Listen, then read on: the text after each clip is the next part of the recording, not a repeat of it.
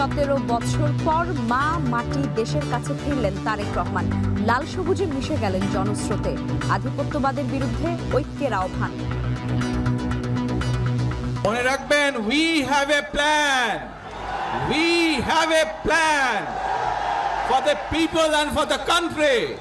ইনশাআল্লাহ আমরা সেই প্ল্যান বাস্তবায়ন করব। অনেক অপেক্ষা আক্ষেপের অবসান। হাসপাতালে মায়ের শিওরে তারেক রহমান নিলেন স্বাস্থ্যের খবর। অবস্থান করছেন গুলশানের বাসায়। তারেক রহমানের প্রত্যাবর্তনে এগিয়েছে নির্বাচনী প্রস্তুতি, বলছে বিএনপির নেতাকর্মীরা। বগুড়ায় উন্নয়ন বৈষম্য দূর হওয়ায় আশা। আমরা জানি উনি আসলে আমাদের আইটি ফার্ম আর আইটি উন্নত হবে। বিশ্ববিদ্যালয় থেকে শুরু করে বগুড়া মেডিকেল কলেজ অনেক কিছুই হবে।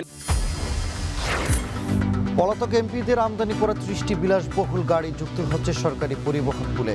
জটিলতা এড়াতে দেওয়া হয়েছে শর্ত।